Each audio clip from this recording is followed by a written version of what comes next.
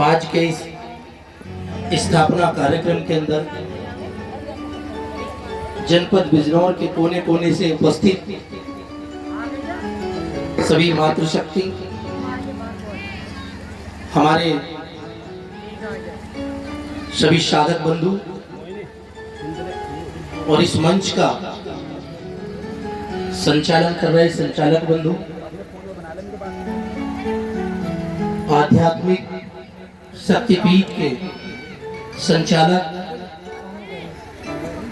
प्रदीप जी, संसार जी, अरे वो कैमरे पे सभी साथी कैमरे पे से कैमरे की लो बस वो तो बना रहे हो, मैं उधर तो बना यशवीर रहे जी, सोनू जी, मंजू जी, अरुणा जी, नीरज देवी जी और सभी साधक बंधु। ये भारत की संस्कृति, सनातन की संस्कृति रही है, आध्यात्म की संस्कृति रही है। आज जिस संस्था का मैं यार कई बार तो हो रहे हैं, ये हम लोगों का आश्रम बन योगी रहे। योग के क्षेत्र में भगवान शिव को पहला आदि योगी माना जाता है। ऐसी ईश्वर की शक्ति हम सब पर बनी रहे, ईश्वर हम सबके साथ में रहे, हम पर कृपा करें। ऐसी ही ये सोच के साथ आज इस संस्था का, आश्रम का निर्माण आप सबके बीच में हो रहा है।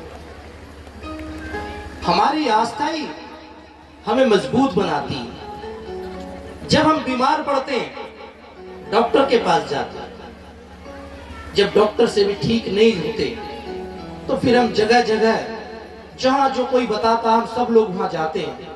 अंत में हम ईश्वर की शरण में आते हैं और ईश्वर को साक्षी मानकर, भगवान को साक्षी मानकर, उस परम पिता परमात्मा को साक्षी मानकर अपने आप को उसके चरणों में समर्पित करते हैं और कहते हैं कि ईश्वर अब जो तूने किया है, जो रचना तूने रची है वही होने वाला है। तो इसलिए ईश्वर से बड़ी शक्ति कोई है नहीं, उस परम पिता परमात्मा से बड़ा कोई है नहीं। उस परम पिता परमात्मा की शरण में आप सब आज पहुंचे हैं। जनपद बिजनौर के अंदर से कोई क्षेत्र में प्रदीप जी से बात कर रहा था, कोई क्षेत्र ऐसा छूटा नहीं जहां से आज आप सब लोग यहाँ ना पहुंचे हो। तो ये आपकी शक्ति का प्रतीक है, ईश्वर के प्रति आपकी भक्ति का प्रतीक है। हमारी भक्ति है, खींच कर हमें यहाँ लाइए। रास्ते में आते हुए इतना इंटीरियर का गांव, सड़क से 7-8 किलोमीटर अंदर, जहां आने जाने का साधन नहीं, और इतनी बड़ी संख्या में आज सब उपस्थित बैठे हैं, तो ये आपकी भक्ति और शक्ति है। ईश्वर आप सब पर कृपा बनाए, मुझ पर भी कृपा ईश्वर की बनी रहे। आपके इस आश्रम का जो आज ये स्थापना यहाँ हुई है, पूरे संसार के अंदर नाम हो, भगवान शिव हम सब पर कृपा करें, सनातन की जय जयकार हो। ऐसी सारी शुभकामनाओं के साथ उन्हें आज के आयोजक मंडल, मेरे साथ में रंजीत चौधरी जी, अभी आपको अवसर मिलेगा उनकी बात सुनने का, वो पहुंचे हैं, मैं उनका भी बहुत बहुत धन्यवाद करता हूं। इस मंच पर जो और अतिथि बैठे हैं उनका भी बहुत बहुत धन्यवाद करता हूं। धन्यवाद करता हूं श्रीमान प्रदीप जी का, गुरु जी का, जिन्होंने आप सबको और हम सबको एक करने का आज काम किया है। मुझे अपनी बात रखने का आपके बीच में अवसर मिला। मैं धन्यवाद करता हूं पुनः श्रीमान संसार सिंह जी का, मैं धन्यवाद करता हूं इस मंच का, आपकी संस्था का, कि आप सबने हमें इतना सुंदर अवसर ईश्वर की शरण में आने का अवसर दिया। बहुत बहुत धन्यवाद, बहुत बहुत धन्यवाद।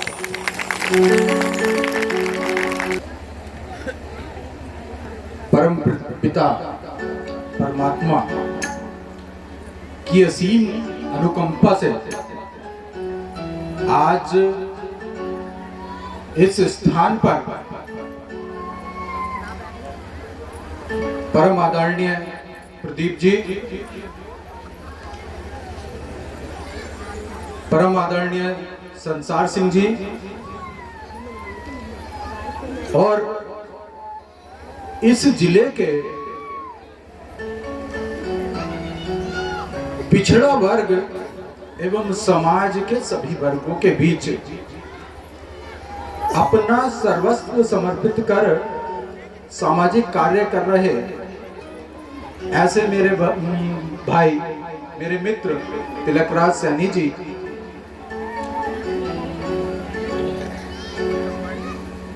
और इस समाज के बीच काम कर रहे सोनू जी, यशवीर जी और मेरी बहन मंजू जी, अरुणा जी, नीरज जी, इस शुभ अवसर पर यहाँ उपस्थित मातृशक्ति, मेरी माता बहनें और जहां तक मेरी आवाज जा रही है ऐसे सभी मेरे बंधुओं को मैं इस कार्यक्रम के माध्यम से, इस मंच के माध्यम से आप सभी को शीश नमन कर इस कार्यक्रम में स्वागत करता हूं, वंदन करता हूं, अभिनंदन करता हूं।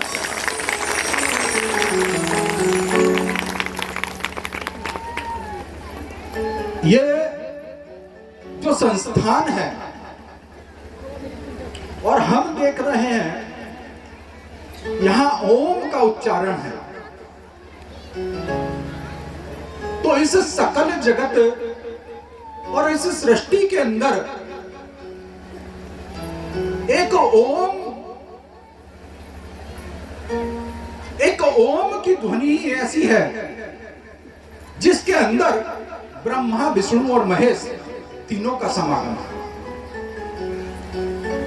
एक शब्द के अंदर साथ ही साथ सृष्टि के निर्माता, सृजनकर्ता और संहारकर्ता तीनों ही समाहित हैं। तो एक बार सभी बोलेंगे, ओम की ध्वनि निकालेंगे, ओ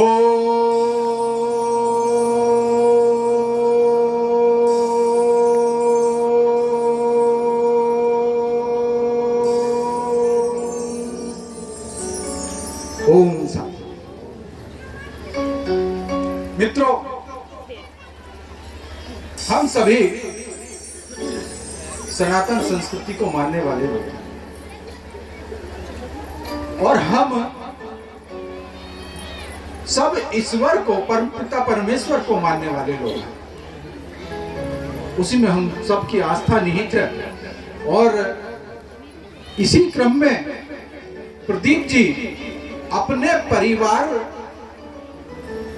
और समाज के बीच रहते हुए परम पिता परमेश्वर की भक्ति में लीन है और लगातार इस कार्यक्रम को, इस कारवा को बढ़ा रहे हैं और वो कारवा आज इस स्थिति में पहुंचा कि आज आप सब हजारों की संख्या में यहाँ उपस्थित हुए। इसके लिए आप सभी साधुवाद के पात्र हैं। शास्त्रों में भी कहा गया है कि जो राष्ट्र और उसके नागरिक अपने धर्म और संस्कृति के लिए संघर्ष करते हैं, उस समाज को और उस समुदाय को कोई समाप्त नहीं कर सकता। तो ये जो जागृति की अलख आपने जगाई है, उसको आप निरंतर बढ़ाते रहें। और मैं तो यही कहूंगा कम शब्दों में कि मित्रों,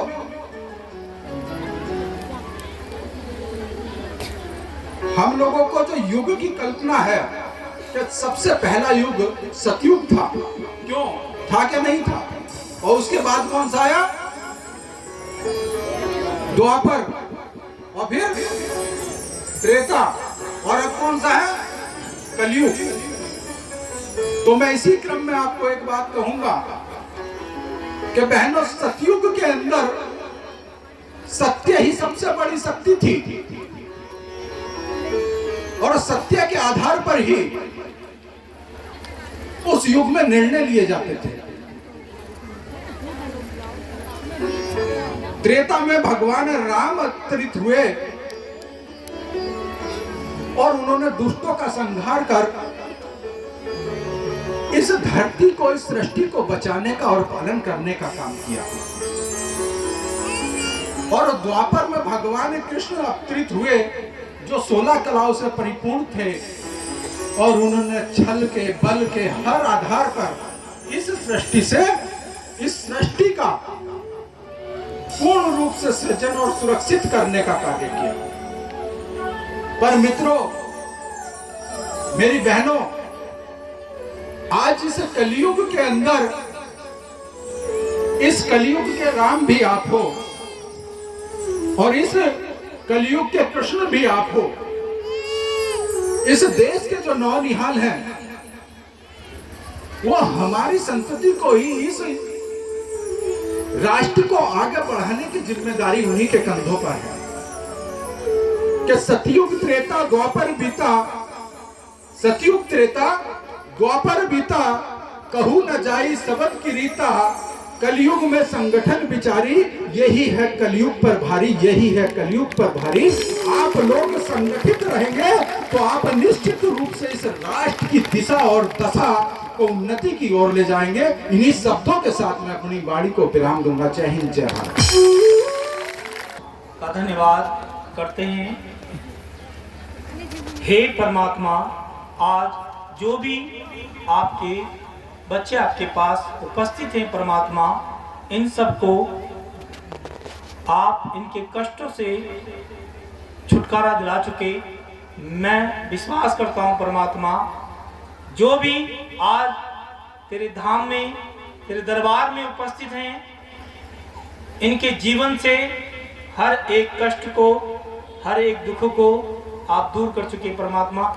मैं हुक्म देता हूं, जो भी कोई दुष्ट आत्मा किसी भी बहन के शरीर के अंदर या भाई के,